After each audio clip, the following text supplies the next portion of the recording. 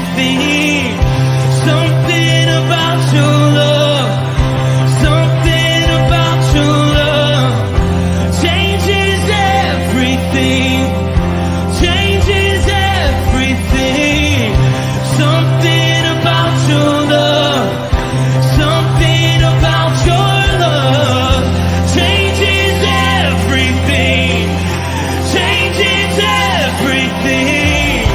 Something about your love, something about your love changes everything, changes everything. Something about your love, something about your love changes everything. You turn my morning into dancing. You turn my morning into dancing. You turn my morning into dancing. You turn my morning into dancing. 'Cause your love changes everything. Your love changes everything. You turn my morning into dancing. You turn my morning into dancing. You turn my morning into dancing. 'Cause your love changes everything. Your love changes everything. Oh, there's something about your love, something about your love changes everything in my body. Oh, something about your love, something about your love changes everything. It changes everything. Something about your love, something about your love changes everything. It changes everything. Something about your love, something about your love changes everything, changes everything. Something about your love, something about your love changes everything. Something about your love, something about your love changes everything, changes everything. Something about your love, something about your love changes everything, changes everything. Something about your love, something about your love changes everything. You turn my morning into dancing. You turn my morning into dancing. You turn my morning into dancing. You turn my morning into dancing. You turn my morning into dancing. Something about your love, something about your love changes it. Greetings, teammates. I pray you are well. This is Tim Morton with Southeast Michigan FCA, and welcome to another Testimony Tuesday, where we try to provide a platform for others to share their powerful stories of transformation. You know, every story has a hero, a villain, a victim, and a guide. And Jesus Christ was and still is to this day the greatest hero maker ever. I'm sure you would agree with me that we have enough villains and victims that are out there, and we would have no heroes without guides. And boy, you're in for a treat today because we have a hero maker, a local hero maker here in Rochester Hills that I'm going to bring in, Sean Jacobson, in just a second. He has an incredible personal story, and he has an incredible mission that he's building out through the platform of FCA. So I want to bring him in so you can get to know him. And Sean, welcome. Thank you. Yes. So we have some things in common. Number one, we're both Avondale grads. Yeah. You were more on, I was basketball, you're more wrestling. Did you play football? I can't remember if you were football. No, I did golf and cross country, wrestling all 4 years, and then a little bit of baseball, mostly track. Yes. And both of us have been mentored by a same man, Ray Went. And I know you're going to talk about him a little bit when you get into his story. Both of us became teachers and became coaches. And I had the pleasure of going back to Avondale High School and teach and coach there. You've been a coach there, and now you continue to be a coach there, but you teach in the Rochester School District. Yeah. You have an amazing family, a big family. And man, it's just been a pleasure to watch the Lord work in your life over the last 5 years that I've been a part of the ministry. You've been with us from the very beginning and have said no to very few things. You're a huddle coach there at Rochester Van Hoosen. You come and volunteer out at our Michigan FCA camp and as a huddle leader there. And so, man, I just want to say how grateful I am for all the things that you've said yes to, and for me being a witness to seeing your own personal growth and just how you've been a great big part of the growth, especially locally here in Oakland County. And so I want to give you the opportunity to share, how you came into this relationship with Jesus. So I'm going to step aside and give you the floor so you can share. All right. Yeah. So one of my first memories was when I was in sixth grade, being with a group of kids, and they started talking about their church. And up to that point, my family didn't really go to church. And so I remember them asking me, what church you go to? And I was like, it never really even crossed my mind. Faith stuff was not really a priority for me. And so I forget what I said, but that was kind of the first thing that got me thinking, like, up to this point in my life, life was pretty much about being a good kid, doing well in school, doing well with my sports. That was kind of what life was about. And so that was the first time where I was kind of prompted to maybe think a little bit bigger, and start questioning maybe there's something bigger out there for me, but still kind of let it go and kept living my life. And then seventh grade, go to Avondale Middle School, and I have a gym teacher named Mr. Went, Ray Went. And just right away seeing something was different about this guy than other people that I had been spending time with. And I wasn't quite sure what it was at first, but just drawn to him. I knew he was tough, but that wasn't quite it. Couldn't put my finger on it. But he would wear these shirts with Bible verses and things like that on them. And just the character type messages that he would share, I was really drawn to that. And so I ended up going to Summer Fun, which was just starting, actually, my seventh grade year. Just started to be a part of that, where it was a smaller group of guys. And Mr. Wentwood was more free over the summer to kind of open up more and share more from the Bible and about his life and his testimony. And I started to figure out what it was that was drawing me to him that I hadn't really been aware of. So I started to learn from him. During this time, I started getting interested. I started going with my grandma to Wednesday night church. So learning a little bit that way. But I wasn't really the type of person who, I heard the message once and I'm totally in and make that decision. It took me a while. I had to do some research on my own. I had to read the Bible for myself before I really made a decision, later, as far as making that commitment to follow Jesus. And so one of the things that really drew me to that, when I remember reading Matthew 7 about building the house on the rock instead of the sand. And that verse, when I was first getting into it and investigating the Bible, was one that really stuck out to me, because I was thinking about, up to this point in my life, I was doing a pretty good job of being a good kid.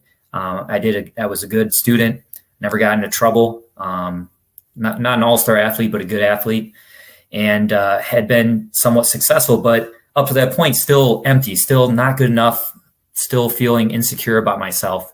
And so reading that part about, it felt like I was building my house on sand that was just kind of falling away underneath me, and I wanted a more solid foundation. There was something in me that wanted something to matter, to make an impact, more than I was doing. And so as I made that commitment to make Jesus the Lord of my life, that's when things really started to put things in perspective. Another thing that really put me over the edge to make that commitment was, I remember Mr. Went had shared a quote from a guy named C.T. Studd, who was in England and was like a cricket guy, all-star cricket guy, and then left all of his fame and fortune to go be a missionary in China. And the quote from him was, "Only one life will soon be passed. Only what's done for Christ will last." And that, not even a verse from the Bible, but that really hit me, and that really put things into perspective, that there's something deeper and more important than just being a good athlete, being a good student, being a good kid, staying out of trouble. And so since I made that commitment, it reframed sports for me. It reframed the direction I was going in my life. It made me want to become a teacher and a coach. That was a huge driving force, because I saw the impact Mr. Went made, more than just, and he was a good coach in other ways too, but the impact he made on lives, that really lasted and made a difference outside of the sports. And it just directed my life to now where I'm a teacher, and I'm a coach. I coach cross country, I coach wrestling. And I see those as platforms, as a calling for me, that God can use me to make a difference in the lives of kids. And I think he's equipped me in ways to especially work with middle school and high school young men and young women. Man, use the words rethink, and I'll add a couple more. Rethink, reform, and just are what the gospel really does. It helps us to rethink and reform, and really just creates this incredible desire in us to want to be a kingdom builder.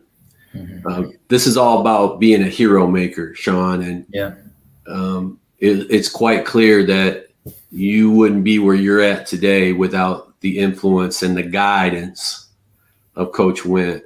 And it's really clear and evident of what he's done in your life. I also appreciated the fact that you said it wasn't instantaneous. It was a process for you.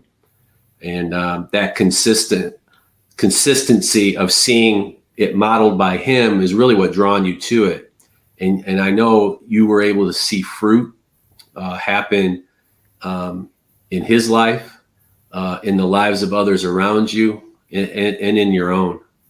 And so I'm so grateful that we're on the same team under the same master coach, and that both of us were mentored by Coach Went. He's had a huge impact on me as well. And that we get to do ministry with him. Now, we're all on the same team, trying to be kingdom builders, leading others into this growing relationship with Jesus Christ. And man, isn't it nice to get up every morning, and every morning be game day, and to live with purpose through something that's greater than ourselves. And just really cool. Thank you for sharing that. And I also want to say thank you for being the huddle coach at Van Hoosen. Can you relate to us a little bit on why you said yes to that? I think it's in relation to your purpose, but you didn't have to say yes to that, and maybe why you said yes, and what have you seen happen at Van Hoosen as a result of what the Lord's brought you into? Yeah, so I mean, I get, maybe it's because of kind of the beginnings of my testimony of coming to faith it was very closely tied with sports, and Mr. Went was my gym teacher and then wrestling coach. And so sports and faith have always just been pretty closely tied together. So when it came to FCA, it just made sense to me that I had been an assistant coach for many years. I was an assistant coach for Ray Went throughout college, and just continued to learn from him and him be my mentor. And then when I got a job and started coaching, and then at Van Hoosen, taking on the role as a head coach of both the cross country team and the wrestling team, now it's like I'm in charge, and I'm the one who's making the decisions. I'm the one who's setting the tone. I'm the one who's setting the values of what we're gonna value. And so it just, at that point, because of the influence Jesus had in my life, just going in and being a good coach and winning games was not going to do it. It wasn't going to be enough anymore. So it's almost like it became that the sports are the thing that draws them to FCA. In fact, is kind of more the process. And so getting to know kids through the sports, cross country and wrestling, and then getting to know them there and inviting them to FCA and meeting some new kids at FCA was where I feel like it's really going to make an impact. And then them taking it from the FCA huddle and bringing it back out to the sports and being my leaders, my leaders in the sense of setting an example, having that higher purpose besides just being a good athlete, has been a nice, it's going back and forth that way. So yeah, I can't see really coaching. Even if we didn't have an FCA huddle, I'd still find some way to huddle, it just doesn't make sense not to do it that way anymore. Otherwise, what are we doing with our time here? Well, and I appreciate that, because you don't, that framework that it provides, gives you something to plug into and build from. Can you share a little bit about what you and Ray do in the summers that you were a part of in the Avondale School District that you've taken beyond? You've taken it on the road. Yeah. So 7th grade, that's, was when it started, and it started more informal, where Ray he just got a group of 20 or 30 guys to meet up over the summer, and we'd play some sports and speedball, basketball, dodgeball, and then he'd get us pizza, and it was just an unofficial thing. And then it just kind of kept growing each year, just grassroots. And people always ask, "Oh, what church is this?" It's not part of a church. He just invited guys to play some sports and eat pizza, and then he could share something, right? And we're going to listen. He just bought us pizza, right? We're going to listen to what he has to say. And so it just kept growing and growing. And then it was like a 10 to 12 thing. And then we started expanding it. There was like a fitness thing. And the whole time there was always a shirt with a Bible verse you'd get for participating. And so then we added a fitness part. Then we added the Bible study part, an official kind of time for Bible study. And so it went from being from 10 to 12 to like 8 to 1 or something by the time everything was done. And so that kept growing. And then Ray had retired from Avondale and started helping out at Imlay City, closer to where he lives. And so a few years ago, deciding, hey, he's getting to know some of these kids at Imlay City. Why not start it there? And so the last few years, been growing more the middle school, high school age at Imlay City, where we'll get a group to show up there and we'll play some sports, and we'll have, a message. And a lot of it is related to FCA stuff.